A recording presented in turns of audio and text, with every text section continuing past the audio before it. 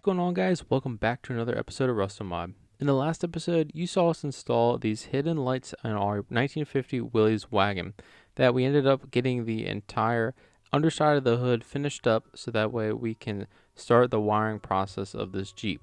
Now, if you aren't familiar with the build, this is a 1950 Willys Wagon that we actually put a modern Jeep Wrangler chassis underneath of it, and it's powered by a Volkswagen TDI turbo diesel. Now, we're trying to get all the underhood and body stuff completed so that way we can move on to the chassis. So in the last episode, we got most of the structural wiring stuff done, and now we can start trying to figure out how we're going to route things like our fuel and our exhaust. So if you saw the previous episodes, we ended up using a pretty rusty Jeep Wrangler to be our donor chassis for this project. Now, unfortunately, the Jeep Wrangler that we got was pretty rusted and definitely needed some work, as you can see here. The chassis was just super rusty and has a bunch of surface rust, so we ended up sanding the whole thing down, getting it sandblasted, and then we had to paint the whole thing and ended up getting a bunch of rust out of the inside of the frame whenever we cut it in half and had to lengthen it to fit our 1950 Willys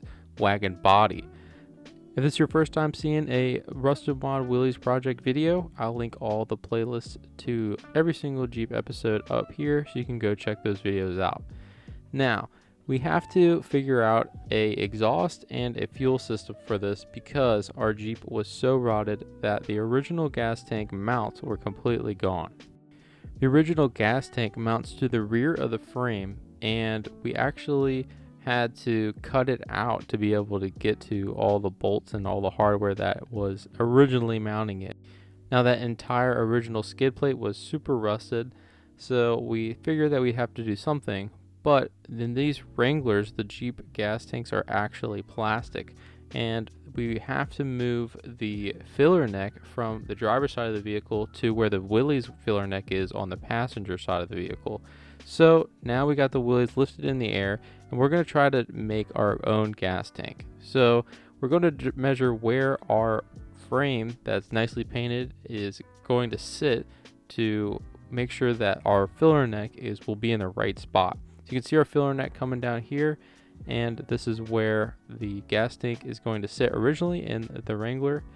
Now, we did end up buying a new Wrangler skid plate to replace the old rusted one that we had, so that way we won't have to worry about trying to repair it. But we do have to manufacture a gas tank that's going to fit inside of that skid plate. So it is a tricky, complicated gas tank that we're going to have to make because it's not like it's a square like normal gas tanks, and we want to have as much capacity as we possibly can because we want to road trip this thing. So we figure we're going to have to make one ourselves. So we're trying to fit it in the same spot like this original Wrangler tank is, and we're trying to mimic the shape of it so that way it'll fit in the exact factory spot of the Wrangler. So we also want to have as much fuel capacity as possible, just like the Wrangler did. So we're going to try to design it just like the Wrangler tank is, just move the fuel neck to the other side. Alright, so we were trying to reuse the stock tank, but the filler neck is on the opposite side. So this is now on the passenger side. This is where the filler neck and the vent is going to go. Sending unit and then our fuel pickup. So we ended up, instead of trying to modify it, we decided to just build a new tank. At the end of the day,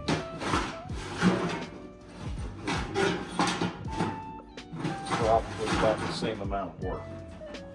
So that'll be the new tank, and that's roughly about the same capacity as the original, somewhere around 19 gallons.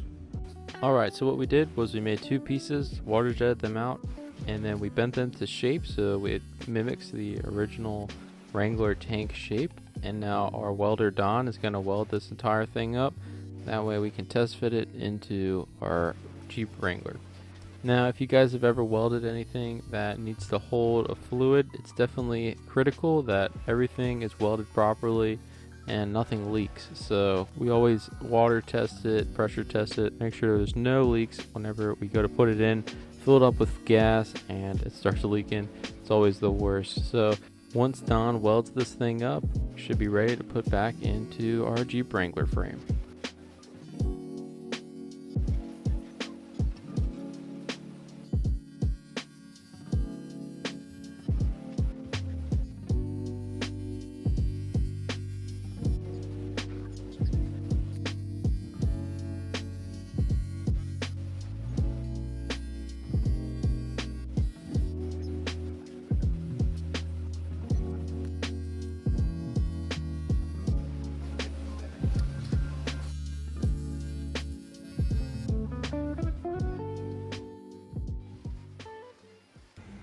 new gas tank is in the skid plate, and it's a tight fit, but it's all, we did all of this just to move the filler neck from there to there, and we hit the whole tank. So now we're gonna fit it in the Jeep, and that'll be, hopefully it fits. All right, we're putting the gas tank in, and that's what it looks like with the factory Jeep skid plate, and then these are moved to the side so it fits the Jeep body. So that's what it looks like. So we got the fuel tank mounted. Got several revisions here to miss the shock absorber. So it looks like we've got the shock clearing. So that's a bonus. We're getting ready to put the fuel pickup, which is this tube here. This is a marine tank pickup. You'll notice that it has a little screen mesh filter in that. So this is going to be a little bit long for what we have here. So we're going to have to trim it a little bit, which is fine. We knew we were going to have to do that. And then this is our sending unit that came with our Dolphin gauge set. Anyway, they give you instructions here. You're basically going to cut this at half the depth of the tank. See, we have it marked here.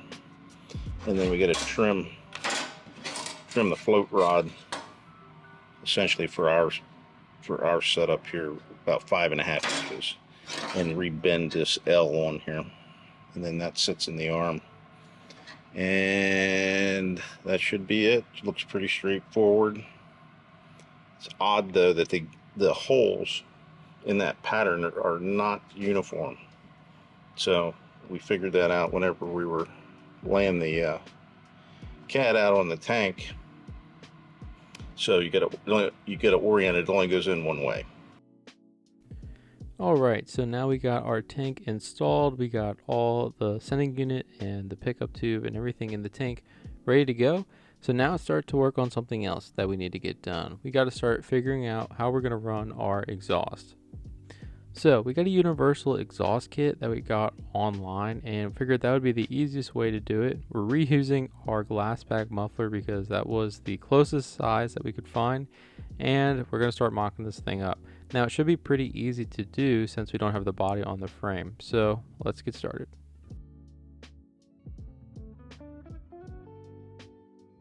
Now we're just going to use the bandsaw to be able to cut the pipes to the length that we want it.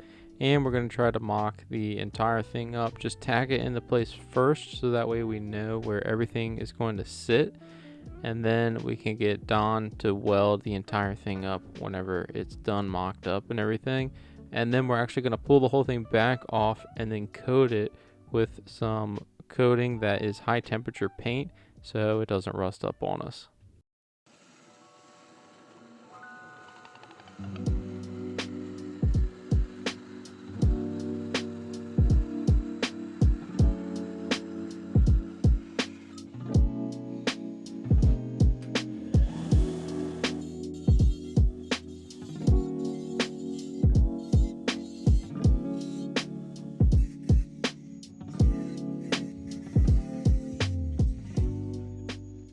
Alright, so we took a U, we got to jump over the axle, so we cut it in half, and now we're just going to put it back together.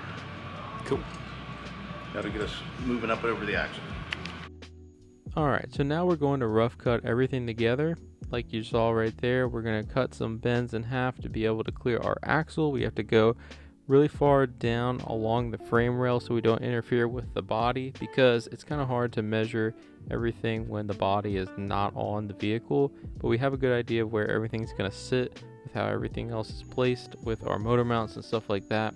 So we're trying to get everything tacked together, that way if we need to change anything we can just cut a tack and then re-weld it where we need to.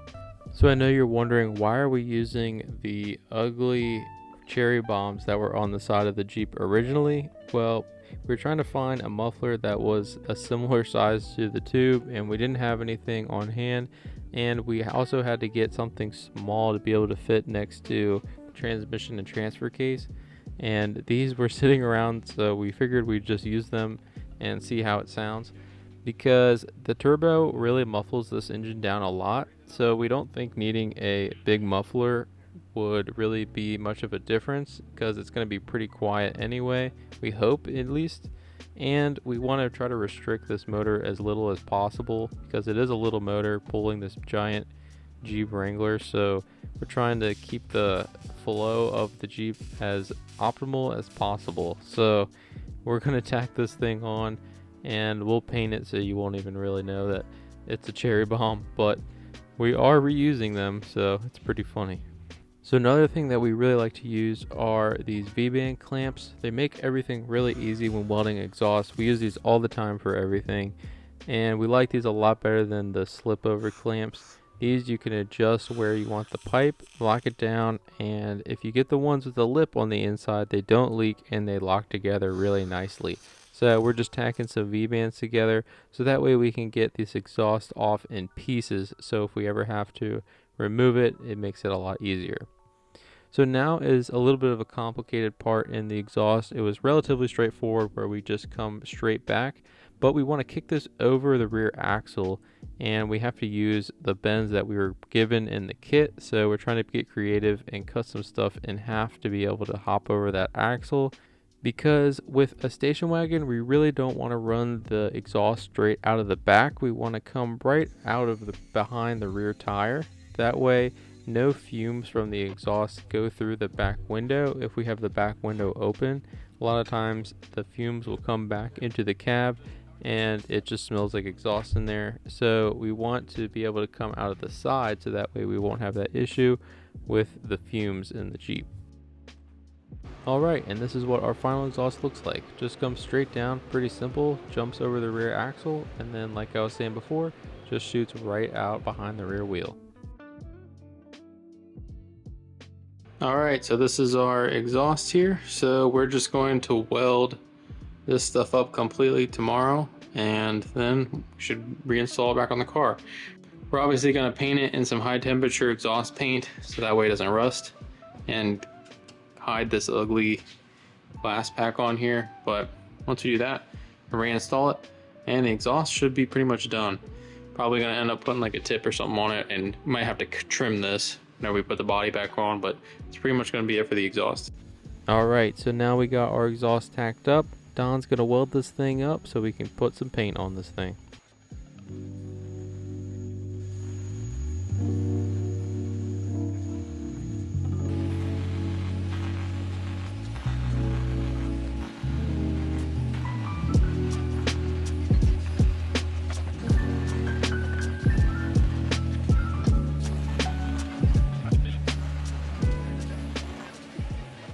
Alright, so now Don's welded it up. I actually sprayed this thing down with some VHT exhaust high temperature paint and it works pretty well. We actually baked it for a little bit so that way the paint can get up to temperature, and then you let it cool down, and now I can put the entire exhaust back together. Now what's really nice about using an existing vehicle frame is we're able to reuse most of the exhaust mounts that are already on the frame. So for instance, this one that goes over the rear axle, there was already a mount for it, so we just welded our exhaust hanger right onto it, so it worked perfectly to be able to mount the exhaust, and a few other spots were like that too. So definitely makes things a lot easier instead of starting from scratch. You can at least get an idea of where everything needs to go.